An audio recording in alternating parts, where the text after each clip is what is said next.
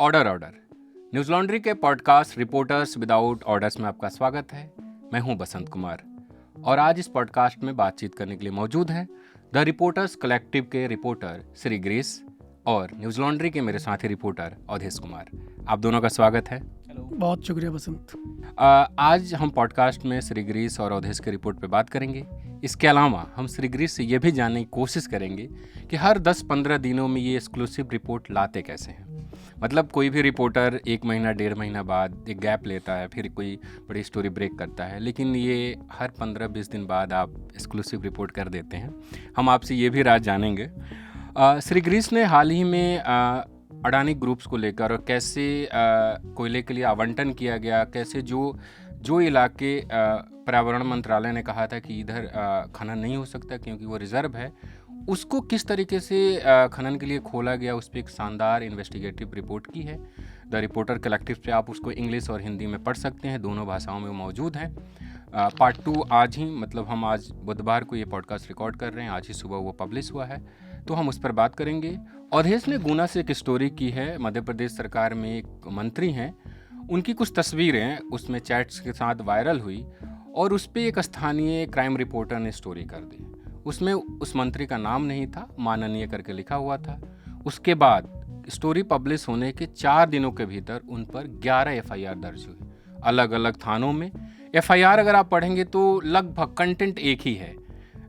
तो उस पर हम अवधेश से बात करेंगे कि क्या हुआ, कैसे स्टोरी तक पहुँचे, अभी तक उस पत्रकार की क्या स्थिति है। तो शुरुआत हम श्री ग्रीस से करते हैं।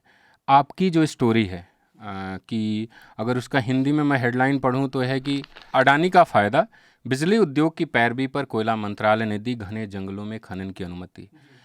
थोड़ा अगर संक्षेप में बताएं कि स्टोरी है क्या, वो कौन सा, इसमें हसदेव अरण्य भी है जिसको लेकर काफ़ी प्रोटेस्ट भी हुआ था, और सिंगरौली का एक है, तो थोड़ा बताएं। प्रोटेस्ट हुआ है। हाँ, उस पर भी प्रोटेस्ट हुआ। सिंगरौली पे तो काफ़ी लंबे समय से माइग्रेशन के कारण प्रोटेस्ट होते ही रहते हैं। तो कहाँ से ये कहानी शुरू हुई और किस तरीके से फ़ायदा अडानी ग्रुप को पहुंचाने की कोशिश की गई, थोड़ा इसको बताएं। जी, first of all thank you मेरे को अपने पॉडकास्ट पे बुलाने के लिए।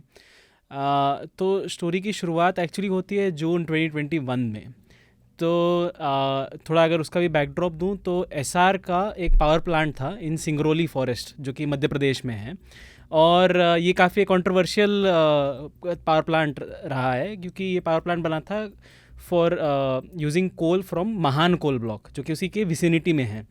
और वहाँ पे काफ़ी ट्राइबल्स एनवायरमेंटलिस्ट ने ओवर द इयर्स प्रोटेस्ट किया। फिर कांग्रेस सरकार के टाइम में गो नो गो पॉलिसी बनी थी, बहुत लंबा डेकेड लॉन्ग हिस्ट्री है उसका, जिसके वजह से वो thermal power plant could not source its coal from Mahan coal block. Eventually Essar तो बैंकरप्ट हो गया, तो फिर उस बिकॉज उसका इंसॉल्वेंसी प्रोसेस में उसके assets were being auctioned off. तो जून 2021 में Adani group emerged as the successful bidder for the power plant जो कि सिंगरौली में है। ये जून 2021 की बात कर रहा हूँ। अब अक्टूबर 2021 में क्या होता है कि इंडिया में एक बहुत बड़ी खबर फैल जाती है कि power plants across the country have just 4 days of coal supplies left. ठीक है, ये ब्लूमबर्ग ने भी रिपोर्ट किया था, मुझे याद है, और काफ़ी ये बड़ा न्यूज़ बन गया था। टीवी में तो खूब दिखाया जाता, कोयले की कमी, लोग कहते थे 4 दिन बाद तो बिजली नहीं आएगी। बिल्कुल, यही न्यूज़ था। और इस पे कोल मिनिस्ट्री ने एकदम क्लियरली क्लैरिफाई भी किया था कि कोल शॉर्टेज नहीं है, एक सप्लाई इशू हुआ है because of rainfall, logistical issues etcetera. तो there is enough coal in the country, बस बात यह है कि वो कोल जो थर्मल पावर प्लांट से वहाँ तक पहुँच नहीं पा रहा है। तो this was the issue, but एक कोल शॉर्टेज का एक माहौल बन गया था। एंड उस समय भी काफ़ी एक्सपर्ट्स ने वार्न किया था कि this will be used as a excuse by certain people to open up more coal mines, और हमने यही पाया विथ एविडेंस। तो एसोसिएशन ऑफ पावर प्रोड्यूसर्स नाम का एक इंडस्ट्री ग्रुप है जिसमें 27 पावर सेक्टर कंपनीज हैं, all of them private companies. इसमें अडानी ग्रुप मौजूद है, इसमें वेदांता है, इसमें JSW, Birla, all of the big names. These companies are members of the association of power producers. और नवंबर 2021 में एसोसिएशन ऑफ पावर प्रोड्यूसर्स ने, this is just weeks after the news of 4 day supply becomes public, उन्होंने एक चिट्ठी लिखी to the coal secretary, जो उस समय के कोल सेक्रेटरी थे, और उन्होंने कहा कि ये देखिए इतना अलार्मिंग न्यूज़ है, तो हमें कोल ब्लॉक्स खोलने की, नए कोल ब्लॉक्स खोलने की बहुत सख्त ज़रूरत है। When that was not actually the case. और कोल मिनिस्ट्री ने खुद पार्लियामेंट में भी ये बात कही थी कि कोल शॉर्टेज नहीं है, but for some weird reason they agreed to this. अच्छा। हाँ, इनकी बात मान लिया उन्होंने कि हाँ हमें खोलना चाहिए। और एसोसिएशन ऑफ पावर प्रोड्यूसर्स ने 2 कोल ब्लॉक्स स्पेसिफिकली आइडेंटिफाई किए थे। एक था पेंड राकी कोल ब्लॉक जो कि हसदेव अरण्य में है, और दूसरा था माराटू महान जो कि सिंगरौली में है, and it is adjacent to Mahan coal block, right. और आप इसमें भी एक इंटरेस्टिंग चीज़ नोटिस कीजिए कि पेंड राकी जो ब्लॉक है ये हसदेव में है, जी जी it is adjacent to 2 coal blocks जो कि अडानी खुद माइन करते हैं। जी जी। ठीक है। और जैसे कि हमने एक्सपर्ट से बात किया तो उन्होंने कहा कि एक एडजेसेंट कोल ब्लॉक होना बहुत ईजी हो, एक प्रॉफिटेबल चीज़ होता है कंपनी के लिए, क्योंकि आपका ऑलरेडी एक इंफ्रास्ट्रक्चर बना हुआ है एक कोल माइन में, बस आपको उसी को अगले माइन तक एक्सटेंड करना है, आपको स्पेशल उसमें कोई इन्वेस्टमेंट नहीं करना पड़ता। तो companies always prefer that. Secondly Mara two Mahan तो उसी एरिया में है जहाँ थर्मल पावर प्लांट अब अडानी को मिलने जा रहा है। एक चीज़ जो हमारे दर्शक है, ये महान, ये जो उनके नाम है। जी हाँ, कोल ब्लॉक्स के नाम है, कोल माइंस के नाम। जी जी। तो ये 2 माइंस का वो नाम देते हैं। तो इसमें जो माराटू महान माइन है सिंगरौली मध्य प्रदेश का, ये एक लिस्ट का पार्ट था of 15 other coal mines which were not suppose to be mined. जी। और ये रिकमेंडेशन दिया था एनवायरनमेंट मिनिस्ट्री ने 2018 में।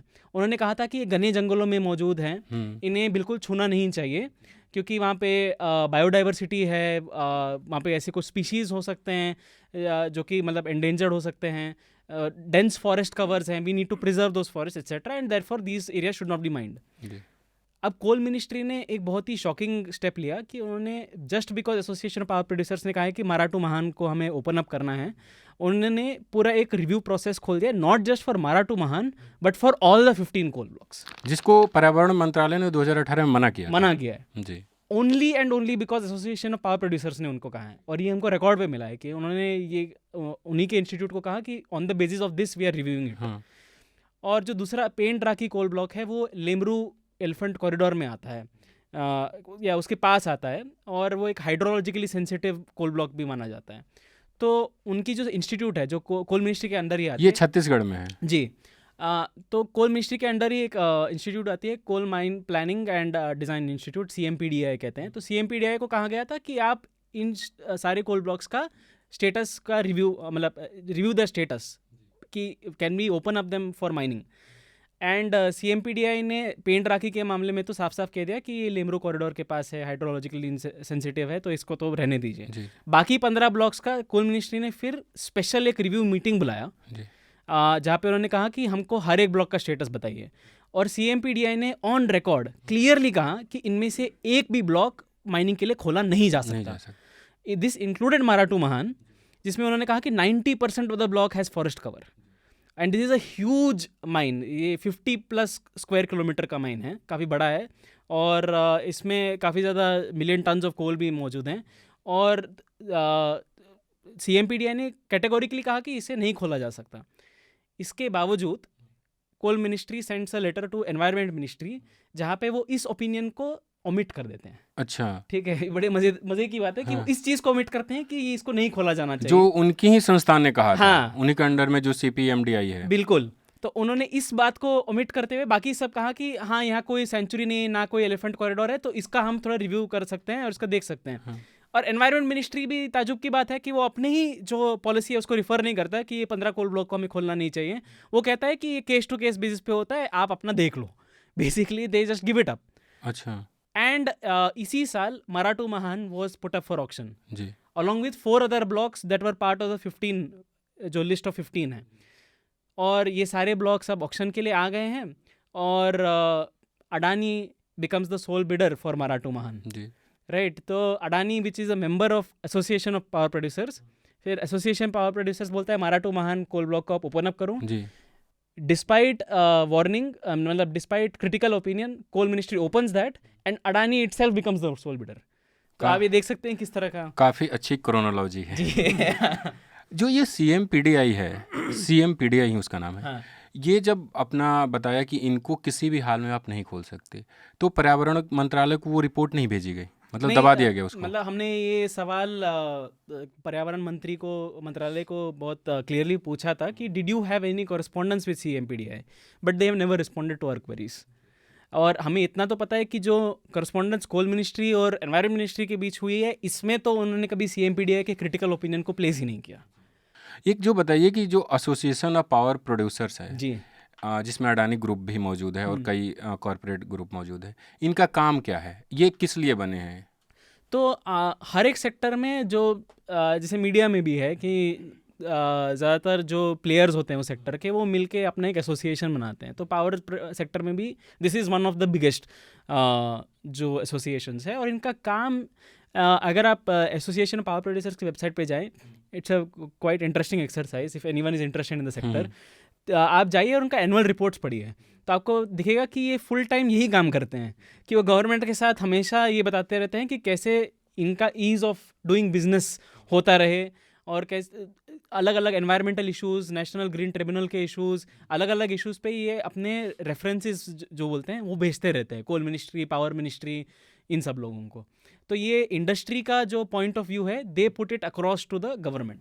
एक बड़ा इंटरेस्टिंग आपकी स्टोरी को पढ़ते हुए लगा, और मैंने इससे पहले भी कई अधिकारियों के बारे में ऐसा सुना है कि वो रिटायरमेंट के बाद उन्हीं कंपनियों से जुड़े चीज़ों में शामिल हो जाते हैं। इस एसोसिएशन के जो हेड है अशोक खुराना, वो पहले ऊर्जा मंत्रालय में भी IAS रहे हैं। तो मतलब ये थोड़ा नहीं लगता कि आप ऊर्जा मंत्रालय में IAS रहे हैं और बड़े पद पे रहे हैं, और अब फिर आप इधर आके उन्हीं कंपनियों के लिए आप बात कर रहे हैं, उनके हित की बात कर रहे हैं, इसको आप कैसे देखते हैं? मतलब ये तो मतलब ये बहुत ही ऑब्वियस एक कॉन्फ्लिक्ट ऑफ इंटरेस्ट है। हाँ बट ऐसे ऐसे सिमिलर केसेस हमने काफ़ी सेक्टर्स में हाँ देखा है, जैसे फूड में भी मैंने ये देखा है।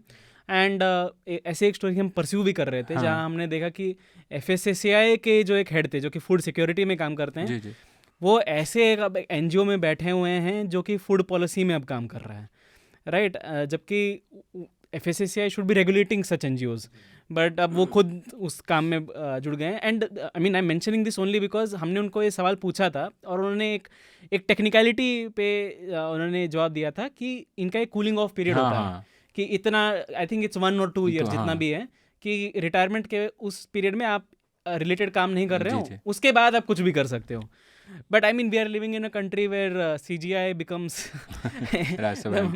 MP, सो आई मीन ये तो छोटे मोटे प्लेयर्स हैं। अच्छा, ये लेटर लिखने के बाद जो 2 ब्लॉक को खोलने की बात की गई, क्या वो खोल दिया गया और वो किसको मिला है?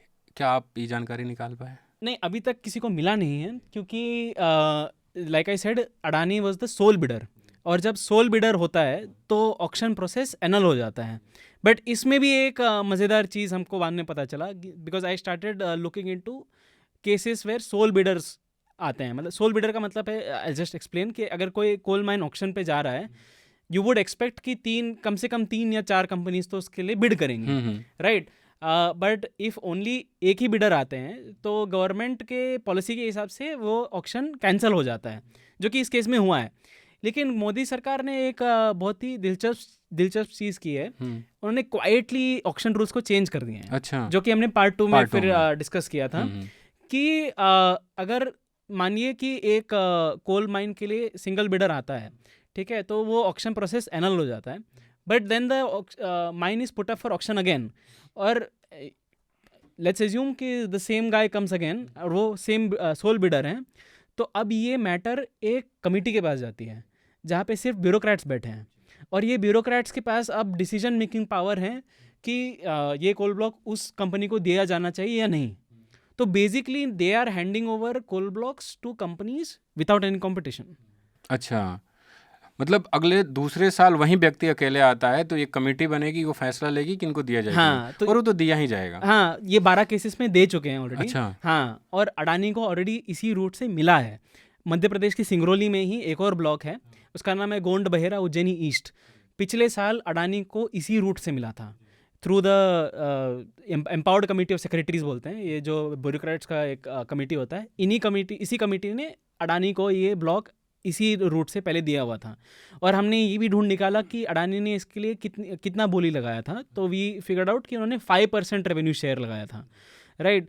And just to give a comparison for viewers, जो मिनिमम पॉसिबल बिड कोई कंपनी लगा सकता है, as per the first few tranches it was 4%। तो मतलब अडानी को 5%, which is just 1% point more than the minimum, उस पर मिल गया है विदाउट एनी कॉम्पिटिशन। आप ऑक्शन करते ही क्यों? आप करते हो ताकि आपको हाईएस्ट प्राइस हाँ, मिले, मुनाफा ज़्यादा। राइट? और अगर आपको कंपटीशन मिल नहीं रहा है तो आपको करने की क्या ज़रूरत है? Which is the other big question, why is the coal ministry so desperate to give off coal blocks, that too at such a cheap rate to private companies? तो यही डेस्परेशन का तो उदाहरण वही दिख जाता है कि एक प्राइवेट एसोसिएशन जो हाँ लॉबी करता है, मतलब हाँ आपको पता है कि लॉबी किसके लिए कर रहा है, हाँ उसके एक लेटर पे, एक अफवाह की न्यूज़ पे आप हाँ खोल देते हैं। हाँ एक चीज़ मैं जानना चाहता हूँ श्री गिरीश, कि पर्यावरण मंत्रालय ने जिन बेसिस पे कहा था कि इन जगहों पे खनन नहीं हो सकता, हम्म, अब उसी जब उन्होंने कहा कि ये कोल टू कोल वेरी करता है, मायने रखता है, तो आपने सवाल तो पूछा होगा कि किस बेस पे आपने कहा था कि हम यहाँ खनन नहीं होने देंगे। आप कह रहे हैं कि अलग अलग कोल के लिए अलग अलग चीज़ें होंगी। तो एक तो अगर हम इसके हिस्ट्री में जाए ना तो आपको दिखेगा कि इसमें बहुत ज़्यादा गड़बड़ हुआ है। पहले तो एनवायरनमेंट मिनिस्ट्री ने बनाया था एक पॉलिसी कि गो नो गो एक एरियाज डिफाइन होंगे, फिर गवर्नमेंट ने बोल दिया कि ये पॉलिसी का कोई लीगल बेसिस नहीं है, फिर एक वायलेट इनवायलेट एरियाज़ की कोई पॉलिसी बनी थी, वो भी गिर चुकी है।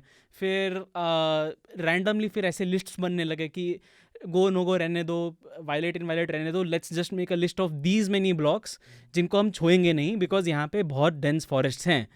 अब उसको भी आप अनरेवल कर रहे हो। तो I mean there is a historical precedent to this कि आप एनवायरनमेंट मिनिस्ट्री का काम तो यही है कि जंगल बचाना है, जी, जंगल। तो वो अपना अलग अलग पॉलिसी बनाता रहेगा, फिर through various means, through cases, through office memorandums etcetera, all of those policies fall apart and nobody does anything about it. और एंड में जो इंडस्ट्री को चाहिए वही होता है। हम सब ने देखा कि हसदेव में जब खनन की बात हो रही थी तो उसके लोग पहले वहाँ प्रोटेस्ट किए, काफ़ी लंबा प्रोटेस्ट चला, वो जी। रायपुर तक पैदल आए थे। हाँ वहाँ पे बात नहीं बनी क्योंकि नेशनल मीडिया वहाँ नहीं पहुँच पाया, तो वो दिल्ली आए प्रेस क्लब में। मुझे याद है मैंने प्रेस क्लब में उनको लीड कर रहे थे, आलोक उनका नाम है अगर मुझे ठीक से याद है, आलोक शुक्ला, मैंने उनका इंटरव्यू भी किया था। हसदेव अरण्य की क्या स्थिति है, वो भी खनन शुरू हो गया क्या है? तो कोल मिनिस्ट्री ने जो मैं बता रहा था कि इन्होंने 5 ब्लॉक्स खोले हैं out of the 15 based on the lobbying. जी उनमें से एक ब्लॉक का नाम था तारा, जी वो भी हसदेव अरण्य का ही पार्ट है। कोल ब्लॉक है। तो ये कोल मिनिस्ट्री ने खुलवा दिया था और इसके लिए I remember 3 companies had bid for it. Gujarat का एक कंपनी था, गवर्नमेंट ओन्ड कंपनी, और एक जिंदल की कंपनी थी, and third I don't remember, but इनसे बिड्स आए भी थे और ये सेकंड स्टेज तक भी पहुंच गया था। बट छत्तीसगढ़ गवर्नमेंट ने फिर इसको विड्रॉ कर लिया था क्योंकि Chhattisgarh government is under a lot of pressure too from activist etcetera, तो उन्होंने फिर इस चीज़ को विड्रॉ कर लिया था, तो वो ऑक्शन बढ़ नहीं पाया। बट जो एनवायरनमेंट मिनिस्ट्री का स्टैंड था कि इस कोल ब्लॉक को नहीं खोला जाना चाहिए, वो तो अब that has been dismissed and the coal block has been opened just like it has happened in Madhya Pradesh. But क्योंकि मध्य प्रदेश में there's a different government which has a very different outlook, those coal blocks have now been put up for auction and sad reality ये है कि अब क्योंकि soul bidder आए हैं इन blocks के लिए तो वो ऑक्शन नहीं हो पाए, but very soon you will see कि इन कोल ब्लॉक्स को फिर से ऑक्शन में डाला जाएगा और and even if there is a sole bidder, उन बिडर्स को मिल जाएगा। आपकी स्टोरी पढ़ने के बाद यही फीलिंग आती है कि जो लेटर लिखा गया था एसोसिएशन की तरफ से वो अडानी ग्रुप के लिए ही लिखा गया था। अगर बाकी लोगों को दिलचस्पी होती तो नीलामी में शामिल होते, जी ऐसा लगता है। हाँ, तो हमने इस पे सवाल भी पूछा था दोनों एसोसिएशन ऑफ पावर प्रोड्यूसर से और अडानी से भी। एसोसिएशन ऑफ पावर प्रोड्यूसर्स ने तो कभी हमें जवाब दिया नहीं। अडानी ने एक बहुत ही राउंड अबाउट वे में बोला कि जो भी फोरम है वो हमसे तो व्यूज़ मांगेगा and we will share our views etcetera etcetera. But हाँ, ये बहुत इंटरेस्टिंग बात है कि एज एन एसोसिएशन आप लॉबी करते हो और आपका एसोसिएशन उसके लिए मतलब जो बाकी मेंबर्स हैं they don't participate, only one member participates. तो जैसे हमने एक IIM के प्रोफेसर हैं उनसे बात की थी इस बारे में, तो उन्होंने कहा था, उन्होंने एक इंटरेस्टिंग सवाल भी उठाया था कि हमें ये देखना चाहिए कि क्या विद इन द एसोसिएशन भी कोई इंस्टीट्यूशनल कैप्चर हुआ है क्या। अच्छा, हाँ। राइट। तो आई मीन बट या मेरे तरफ से आखिरी सवाल है आपसे कि ये जो मीडिया में भी उठा था कि कोयला ख़त्म होने वाला है, खबरें चल रही थी, सोशल मीडिया पे तो हम देख ही रहे थे, पर मीडिया में भी खबरें आ रही थी, क्या ये खबर प्लांट कराई गई थी? ये सब देखे तो क्रोनोलॉजी समझ के तो यही लग रहा है। ये मतलब देखिए, खबर तो प्लांट नहीं कराई गई थी क्योंकि वो टेक्निकली तो राइट खबर थी। हाँ। उन्होंने बस ये कहा था कि 4 दिन का सप्लाई बचा है थर्मल पावर प्लांट में। इसका जो इंटरप्रिटेशन है कि कोल शॉर्टेज हुआ है, ये तो अलग अलग एक्टर्स ने किया है, जी जी right? The news was correct, जी whatever Bloomberg and others have reported is correct, but उससे जो कंक्लूजन्स ड्रॉ किए हैं वो बहुत इनकरेक्ट हैं. And the weird part is कि कोल मिनिस्ट्री ने पब्लिकली डिनाई भी किया है, और सही से डिनाई भी किया है. और कोल शॉर्टेज की बात तो ये बहुत दूर है. अभी इंडिया तो कोल एक्सपोर्ट करने की बात कर रहा जी है जी बाय 2026, राइट? तो आप कोल शॉर्टेज तो छोड़ दीजिए, and yet the coal ministry decide to act on it. That is very interesting. कुछ और आप जोड़ना चाहते हैं इसमें जो मैंने ना पूछा हो और जो हमारे दर्शकों के लिए ज़रूरी हो जानना? मतलब एक तो ये ऑब्वियस सवाल है कि क्यों कोल मिनिस्ट्री इतना डेस्परेट है, हाँ राइट? और इस पे जब हम रिसर्च करने लगे कि क्यों, क्या क्या रीजंस हो सकते हैं, तो काफ़ी इंटरेस्टिंग जो स्टैटिस्टिक्स हमारे सामने आए, which I think are interesting just for not just general knowledge but knowing कि आपका कंट्री किस और बढ़ रहा है. वो ये है कि कोल इंडिया, जो कि गवर्नमेंट ओन्ड कंपनी है, उसी की एक रिपोर्ट थी जो 2018 में आई थी. It's called coal vision 2030. उसमें उन्होंने कहा था कि 2017 तक जो भी कोल ब्लॉक्स एलोकेट हुए हैं, that is more than enough to meet your demand for the next decade. अच्छा हाँ.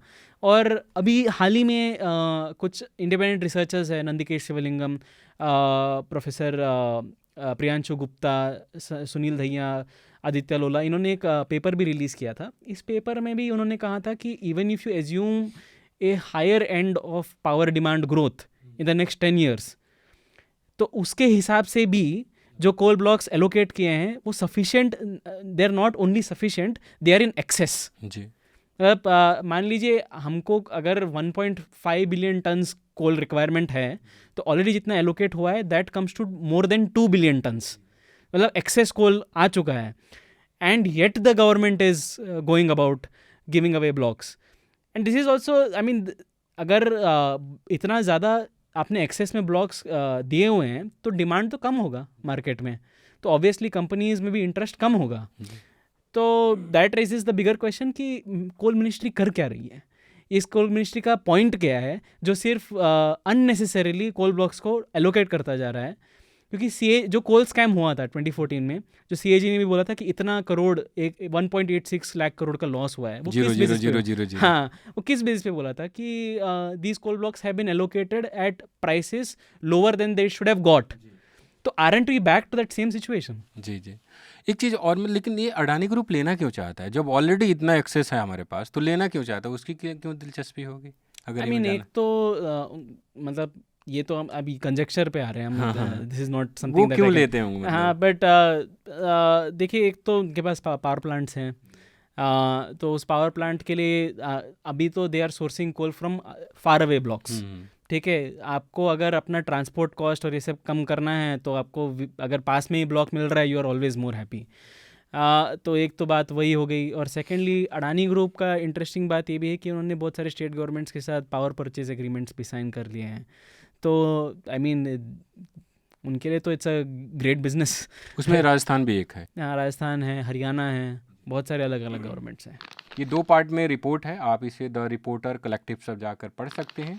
काफ़ी शानदार तरीके से और डेप्थ में जाकर ये रिपोर्ट लिखी गई है. हम अब अवधेश के पास लौटते हैं. आपकी स्टोरी जो मध्य प्रदेश के गुना से है, क्या हुआ क्या था? अगर आप थोड़ा बताएं कि क्या खबर थी, क्या ऐसा लिख दिया रिपोर्टर ने कि 11 FIR हो गई? क्या है बसंत की, वहाँ के एक लोकल एक अखबार है, वो भी डिजिटल एडिशन था, तो उसका नाम है खुलासा, दैनिक खुलासा. तो उसमें ये खबर प्रकाशित हुई थी, और गुना ज़िले के एक रिपोर्टर हैं जालिम सिंह, उन्होंने इसको पब्लिश किया था. उनकी रिपोर्ट थी, उनका बाकायदा उसमें बाईलाइन है. तो जब ये खबर वहाँ मंत्री हैं महेंद्र सिंह सिसोदिया, तो जब ये खबर छापी, तो पहले से क्या, जब कोई चीज़ इस तरह से वायरल होती है और कोई एक हस्ती होती है, तो जाहिर सी बात है वो पहले से सर्कुलेट हो जाता है वो मार्केट में. लेकिन उसी आधार पे इन्होंने, कि जैसे वहाँ पे लोकल ग्रुप्स में वो चीज़ें वायरल हो रही थी एक मैसेज के साथ, और वो स्क्रीनशॉट्स थे कुछ, जो वीडियो चैट उनकी चल रही होगी उसकी, उसके आधार पे उन्होंने स्टोरी की. और उसमें उन्होंने हालांकि उसका नाम नहीं लिखा, बस उन्होंने लिखा कि एक माननीय है जिनका तस्वीरें वायरल हो रही हैं और उनका टिकट भी कट सकता है, और ये सब जो उन्होंने एक छोटा सा खबर लिखा. उसके बाद क्या हुआ कि जैसा उनके लॉयर ने मुझे बताया, या उनके संपादक ने मुझे बताया कि मतलब जालिम सिंह को धमकी दी जाने लगी खबर छपने के बाद। जालिम सिंह को धमकी दी जाने लगी और बहुत सारी चीज़ें हुई, लेकिन इसी क्रम में उसके बाद क्या हुआ कि उनके खिलाफ एफआईआर दर्ज होना शुरू हो गई। और वो एफआईआर इस बेस पे हुई कि ये लोगों से जो है खबर छापने के नाम पर या उनको बदनाम करने के नाम पर पैसों की उगाही करते हैं। कई इसमें बीजेपी के भी बीजेपी से जुड़े लोग हैं जिन्होंने ये खबर प्रकाशित होने पर इसका हवाला देते हुए उन्होंने एफआईआर दर्ज कराई है कि जालिम सिंह उनसे मतलब उगाही करने के नियत से या पैसे मांगने की नियत से ये खबर उन्होंने प्रकाशित की। और कई लोगों ने तो ये मुझे भी ये बोला है, जो मैंने एफआईआर में जिन लोगों के नाम थे, कि वो मंत्री को भी ब्लैकमेल कर रहे थे। अच्छा। हाँ, मतलब उन लोगों ने मुझे बोला, मैं अपनी रिपोर्ट में है लिखा। तो उसके बाद से उनके खिलाफ एफआईआर होनी शुरू हो गई और 4 दिन में 11 एफआईआर दर्ज हुई, जैसा कि उनके लॉयर ने, उनकी वाइफ ने और उनके संपादक ने मुझे बताया। और जब वो एफआईआर हमने निकालने की कोशिश की, उनसे बात की, तो डिटेल्स में उन्होंने हमसे बात की, लेकिन पता नहीं ऐसा बाद में क्या हुआ कि उनके लॉयर ने मुझसे बात करना बंद कर दिया, जो जालिम सिंह पत्रकार हैं उनकी वाइफ ने मुझसे बात नहीं की, और जो उनका एक दोस्त था जो मुझे इन्फॉर्मेशन दे रहा था उसने मुझसे बात करनी बंद कर दी। तो हालांकि उसके दोस्त ने मुझे बाद में बताया कि मतलब इतना प्रेशर है मंत्री के लोगों का, उनके घर पे पुलिस पहुंच रही है, और वो एक दोस्त होने के नाते या पड़ोसी होने के नाते कुछ मदद कर रहा होगा, तो मतलब पुलिस उनके घर आती है और कहती है कि तुम बहुत ज़्यादा हिमायती बन रहे हो उनके, तो तुमको भी अंदर डाल देंगे। तो लिटरली जब मैंने उनको फ़ोन किया, तो हालांकि मेरी व्हाट्सएप पे उनसे बात हो चुकी थी, जब मैंने उनको कॉल किया तो उन्होंने मुझसे कहा कि आप हैं तो मतलब आप फेक तो नहीं हैं। मैंने कहा मतलब यार हमारी तो बात हुई है आपसे। कह रहा नहीं मैं बहुत परेशान हूँ, मुझे बहुत इस तरह की कॉल्स आ रही हैं और मेरा फ़ोन हो सकता है ट्रैक पे लगा हो, मेरे घर पुलिस आ रही है, मेरे घर वाले परेशान हैं, इस तरह की चीज़ें हुई। तो ये जो एफआईआर 11 एफआईआर है, ये दर्ज कौन करवा रहा था? वही, अब जो 11 एफआईआर दर्ज हुई, इसमें से हम जो है 8 एफआईआर तक पहुंच पाए, क्योंकि वो हमने अलग अलग सोर्सेज से निकाल पाई। हमें ना किसी ने लॉयर ने दी है, ना किसी परिवार के लोगों ने। हाँ, परिवार के लोग। तो हमने जहाँ जब ये एक्सेस की और जो एफआईआर में शिकायत करता है हमने उनसे बात करने की कोशिश की। तो सबसे हैरानी की बात यह है कि उसमें ग्यासी बाई आदिवासी करके एक महिला है, उन्होंने एफआईआर दर्ज कराई। जब हमने उनको कॉल किया तो हालांकि उनकी भाषा मुझे समझ नहीं आ रही थी, कि पता नहीं वो कौन सी लैंग्वेज थी, बुंदेलखंडिया, तो मैं मुश्किल से 5 या 10-15% उनकी भाषा मुझे समझ में आ रही थी कि मतलब ये सब फर्जीवाड़ा है। तो मैंने कौन है जालम सिंह, मैं नहीं जानती। हाँ, उन्होंने कहा कि मतलब मैं जालम फालम को नहीं जानती, मैं किसी जालम को नहीं जानती हूँ कौन है। और मुझे तो जो है थाने बुलाने के लिए फ़ोन किया जा रहा था बार बार कि आप थाने आइए। बेसिकली उनका लाडली बहना योजना का कुछ पैसा आना बंद हो गया था, इसलिए उनको बुलाया थाने में और उनसे कुछ कागज़ों पर जो है साइन करवाए गए। तो उन्होंने वो कर दिया और वो अपने घर आ गई। उनको नहीं पता उन्होंने किस कागज़ पे साइन कराया या मुझे नहीं लगता, शायद वो पढ़ी लिखी भी हैं। तो वो घर पे आ गई। उसके बाद जो है जब मैंने उनको कॉल किया तो उन्हें पहली बार ये पता चला है कि मैं जो साइन वहाँ करके आई हूँ उसके थ्रू उन्होंने कोई एफआईआर भी दर्ज हो गई है। तो उनको यही नहीं पता, वो गई थी लाडली बहना योजना के पैसे लेने के लिए और उनके द्वारा एक एफआईआर दर्ज करा दी गई। तो कितनी हैरानी वाली बात है। एक ऐसे ही हमें और एक केस मिला कि जो बाकी एफआईआर थी हम सब पे बात मतलब कॉल कर करके जानकारी ले रहे थे कि आपने ये एफआईआर क्यों दर्ज कराई है, कब कराई है, शिकायतकर्ताओं से। तो वो एक ऐसे ही हमें एक और मिले, जबकि वो बीजेपी के नेता हैं। उन्होंने बताया कि वो जिला मोर्चा के कुछ अध्यक्ष हैं वहाँ पर गुना जिले के। तो मैंने उनको कॉल किया, मैंने कहा आपने एफआईआर दर्ज कराई है तो जालम सिंह के अगेंस्ट में। तो कहते हैं मैं किसी जालम वालम सिंह को नहीं जानता हूँ। तो उनका आपने एफआईआर दर्ज कराई है? तो कहते हैं कराई होगी। तो मैंने कहा कराई होगी मतलब आपने किसी के खिलाफ शिकायत? तो कहते हैं यार मैं बहुत परेशान हूँ, डिप्रेशन में हूँ और मुझे पता नहीं कि मैंने किसके खिलाफ। मैंने कहा तो क्या था वो मामला बताएंगे? कह रहा जो उसमें लिखा होगा वही मामला होगा। तो बता ही नहीं पा रहे कि मामला है क्या। फिर वो बाद में बोल दिया कि भाई मैं किसी जालम वालम सिंह को मैं नहीं जानता हूँ। तो मैंने कहा बीजेपी में इस पद पर हैं जिले में? कह रहा हाँ वो तो मैं हूँ। एक और नाम था उसमें विपिन, उन्होंने हालांकि कोई रेस्पॉन्स नहीं किया। बाकी और कई लोगों से बात की हमने तो यही पता चला कि जो जितने भी लोग हैं मतलब कंटेंट लगभग ऑलमोस्ट सेम है कि मतलब पैसे हड़पने के लिए। जब ये इसी तरह का मामला मान लीजिए चल रहा था तो जाहिर सी बात है पहले से भी एप्लीकेशन दी गई होंगी या पहले से कोई शिकायत दी गई होंगी कि भाई इस तरह का एक पत्रकार है जो उगाही कर रहा है या जो उनसे पैसे मांगता है। लेकिन ये उसी एक समय में एक टाइम ड्यूरेशन जो है एक उसी समय में सारी एफआईआर दर्ज हुई है। आप जब इस स्टोरी को कर रहे थे तो हमारी बातचीत होती थी, तो आपने बताया था कि एफआईआर का कंटेंट तक सेम है हाँ लगभग, कि पैटर्न वही है कि मुझसे स्टोरी करने के लिए पैसे मांगे हाँ और मुझे कोई वो जो जिन महिला की बात करो, आई थिंक वो कहीं खाना वाना बनाने का काम करती हैं, हाँ बिल्कुल। कि उनके यहाँ भी जाके कि आप पैसे दो नहीं तो स्टोरी छाप दूंगा। हम्म, ऐसा लगता है पढ़ के कि किसी एक सेंटर पॉइंट से एफआईआर लिखा गया होगा, ले जाके दे दिया गया, साइन करा दिया गया। हाँ इसमें इंटरेस्टिंग ये जानना है मुझे कि कोई भी एफआईआर होती है, एफआईआर लिखवाना भारत में कोई मामूली काम नहीं है। बहुत सारे लोग ठोकर खाते हैं तब भी एफआईआर नहीं लिखी जाती। तो ये जो पुलिस अधिकारी हैं, क्या मतलब आपकी पुलिस अधिकारियों से, एसएसपी से या दूसरे अधिकारियों से बात हुई होगी, वो किस बेस पे एफआईआर कर रहे थे? जब एफआईआर करने वाला कह रहा है मुझे मालूम नहीं, तो किस बेस पे एफआईआर कर रहे थे? वही मैंने कई थाना इंचार्ज को फ़ोन किया, मैंने वहाँ के एसपी से भी बात की, सगर उनका नाम है। तो बसंत मैं ये कहना चाह रहा हूँ कि हमने यूपी में देखा है, यूपी के अलावा और राज्यों में देखा है, वहाँ पर भी देखा है, लोगों की एफआईआर दर्ज नहीं होती भाई। अब आप एफआईआर दर्ज नहीं होती, लोग जो है थाने के सामने सुसाइड तक करने के लिए चले जाते हैं, ये स्थिति हो जाती है, लोगों की एफआईआर दर्ज नहीं हो जाती। यहाँ एक छोटी सी शिकायत पे एफआईआर दर्ज हो जा रही। तो मेरा उनसे भी यही सवाल था, क्या किसी दबाव में, क्या किसी प्रेशर में, क्या मंत्री विधायक या जब पॉलिटिकल यहाँ के लोग इन्वॉल्व हैं एफआईआर को दर्ज कराने में? तो उनका यही कहना था कि हाँ, मतलब मेरी एसपी से बात हुई तो उन्होंने कहा कि हाँ, कुछ एक समय में एफआईआर तो दर्ज हुई है, लेकिन मुझे इतनी जानकारी नहीं है क्योंकि ये थानों का मामला है, तो मैं जानकारी लूँगा और फिर मैं आपसे बताऊँगा। जैसे मेरी एक एसएचओ से बात हो रही थी, तो मैंने उनको कहा कि आप कहे कि ये एफआईआर दर्ज हुई है इस तरह से, और उनका तो ये कहना है कि वो जानती नहीं है, तो फिर ये कैसे दर्ज हो गई? तो उनका कहना था, देखिए ऐसा है कि कोई शिकायतकर्ता हमारे पास आता है तभी एक एफआईआर दर्ज होती है, अदरवाइज़ नहीं होती है।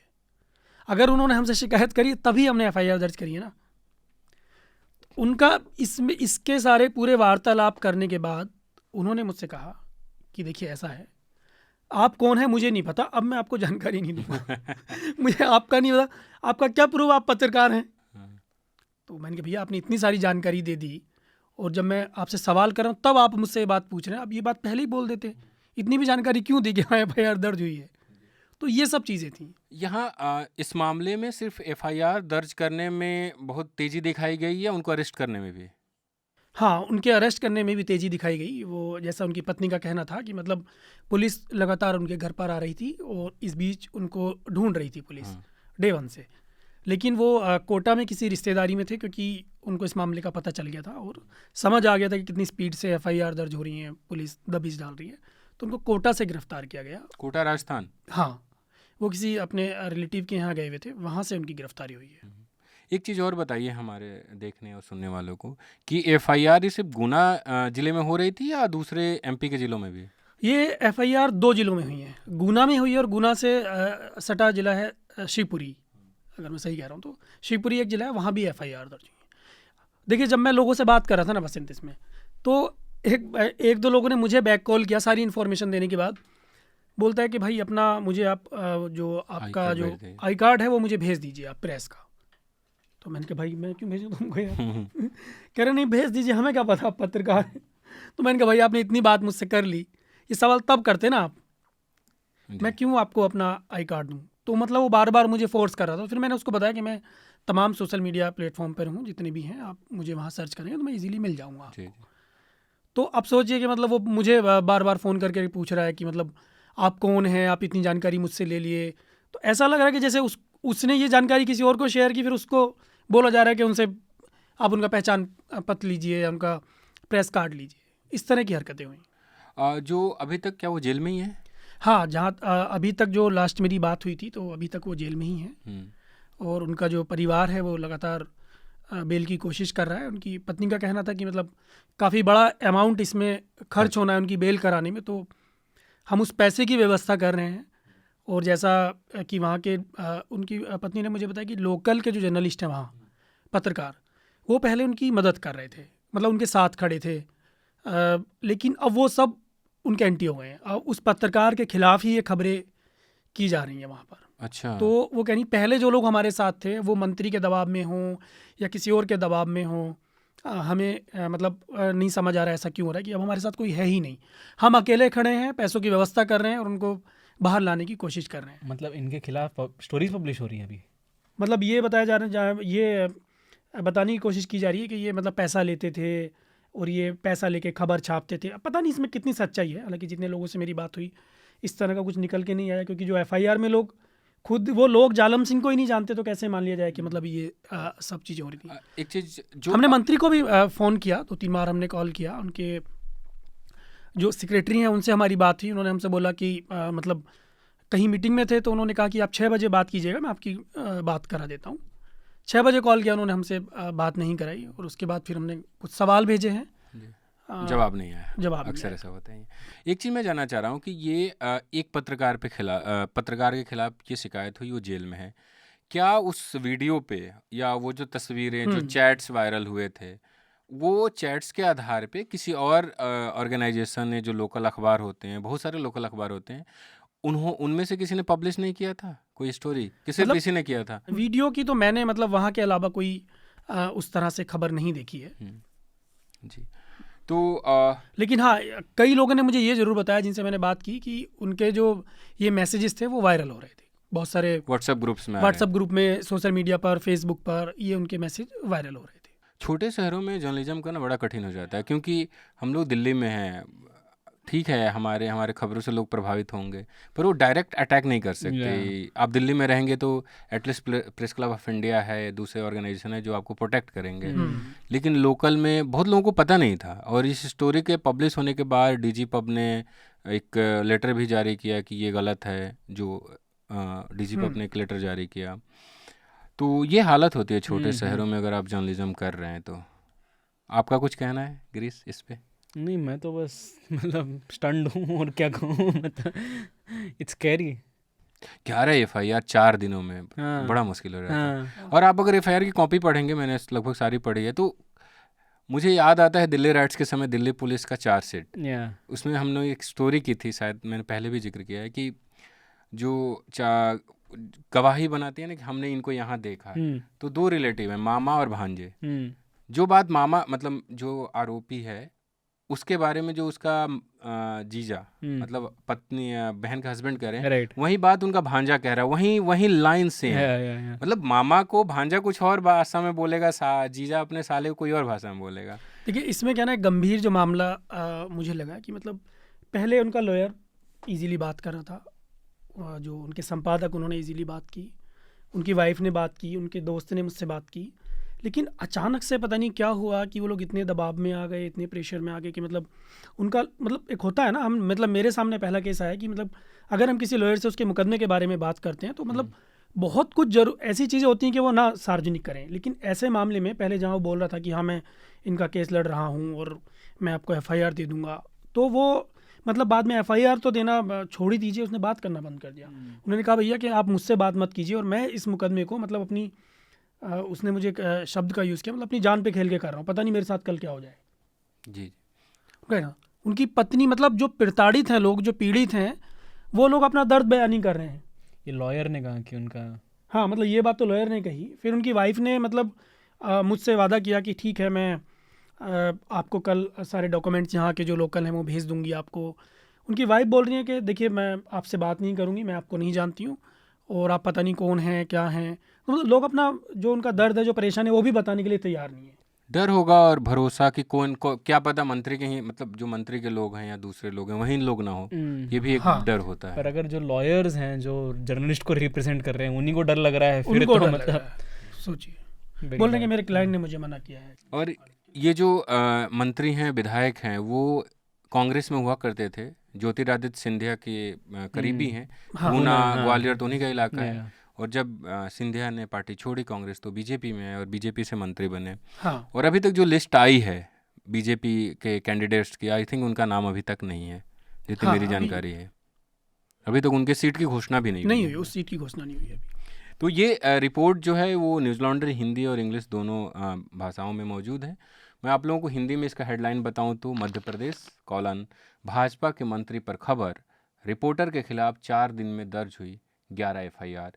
ये काफ़ी स्कैरी है कि मतलब कोई रिपोर्टर, बाय द वे वो नाम भी नहीं ले रहे हैं, तो उसके बाद भी उन पे एफआईआर हो रहा है, और ये कह के, और शिकायतकर्ता को पता ही नहीं है उसमें से कुछ को कि मैं किसी के खिलाफ एफआईआर दर्ज करा रहा हूँ।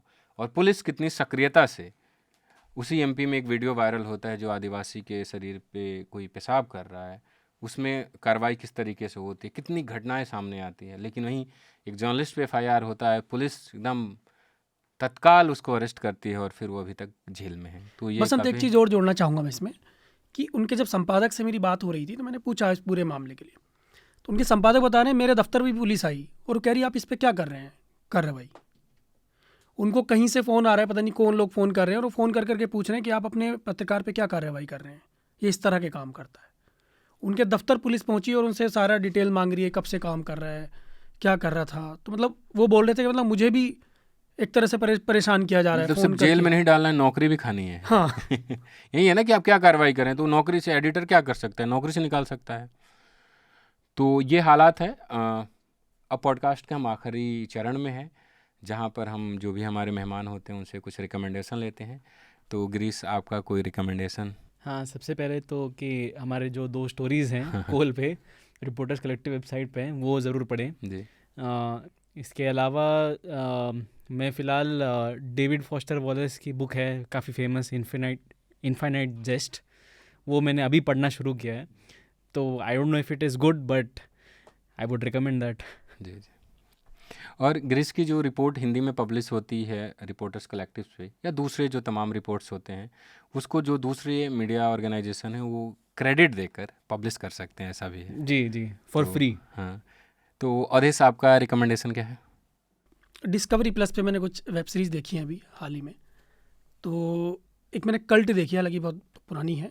तो कल्ट स्वामी नित्यानंद पे, जिन्होंने अपना एक अलग देश बनाने की घोषणा की है, कैलासा। तो वो मुझे लगता है वो देखनी चाहिए, कैसे उनकी जर्नी शुरू हुई और फिर आखिर में वो कैसे फंसे और कितना फ्रॉड उन्होंने ये सब किया। इसके अलावा एक और मैंने देखी है, एक महिला है जो अमरोहा की हैं।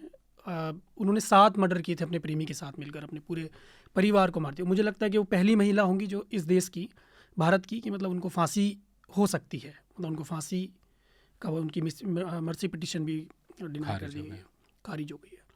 तो वो है उसका नाम है loves kills Shabnam and Salim. तो मुझे लगता है वो देखनी चाहिए। जी, मेरा रिकमेंडेशन है बीबीसी की एक इन्वेस्टिगेटिव डॉक्यूमेंट्री रिलीज हुई है जिसका नाम है द ट्रैप, इंडियाज डेडलिस्ट स्कैम। तो आप इसको देखें, बीबीसी हिंदी पर भी मौजूद है। और हमने इस पे एक छोटी सी स्टोरी की है कि उसमें क्या है, तो अगर पढ़ना चाहें तो उसे भी पढ़ लें। साथ ही जो जिन रिपोर्ट्स पे मैंने बात की, चाहे वो श्री ग्रीस की हो और अवधेश की हो, आप उसे ज़रूर पढ़ें। और आखिरी में एक सवाल जो मैंने शुरुआत में कहा था कि आज हम पूछेंगे, श्री ग्रीस, आप जो महीने 15 दिनों में एक्सक्लूसिव रिपोर्ट निकालते हैं, उसका राज बता दीजिए। नहीं, इसका सिंपल चीज़ है कि मैं रिपोर्टर्स कलेक्टिव में काम करता हूँ और हमारा मैंडेट सिर्फ और सिर्फ इस तरह के एक्सक्लूसिव इन्वेस्टिगेटिव रिपोर्ट्स करना ही है। तो वैसे ये बात आपने सच नहीं कही है कि 15 दिन में मैं करता हूँ। मेरा लास्ट सीरीज जिसके लिए मैं यहाँ आया था वो तो अगस्त में था, तो अब तो 2 महीने हो गए, तो नॉट फेयर। बट हाँ, हम तो यही काम करते हैं। तो आई थिंक इस पूरे साल में मैंने 12 स्टोरीज ही की हैं सिर्फ। तो इसी तरह से काम करते हैं हम तो। काफ़ी शानदार आप रिपोर्ट्स करते हैं। Thank you. आप दर्शकों के लिए एक अच्छी खबर, न्यूज़ लॉन्ड्री हिंदी 6 साल का हो चुका है। और आप सब जानते हैं कि न्यूज़ लॉन्ड्री किसी से विज्ञापन नहीं लेता, ना ही कॉरपोरेट से, ना ही सरकार से। हम आपके सहयोग से काम करते हैं। तो जो न्यूज़ लॉन्ड्री का सब्सक्रिप्शन का जो पैसा है वो काफ़ी डिस्काउंट के साथ आपको मिल रहा है। इस अवसर पे 50% तक की छूट है। जो 3 महीने का सब्सक्रिप्शन है 900 रुपये का, वो सिर्फ 499 रुपये का है। वहीं जो 1800 रुपये का था वो 999 का। रोज़ाना का लगभग 5-5.5 रुपये। तो न्यूज़ लॉन्ड्री को सब्सक्राइब करें, खुद भी करें, दोस्तों रिश्तेदारों से भी बोलें और गर्व से कहें, मेरे खर्च पर आज़ाद है खबरें। यह पॉडकास्ट आपको कैसा लगा हमें लिख कर भेजिए। कुछ अच्छा लगा तो तारीफ़ कीजिए, कुछ बुरा लगा तो सजेशन भेजिए। धन्यवाद, आप दोनों का भी धन्यवाद। Thank you.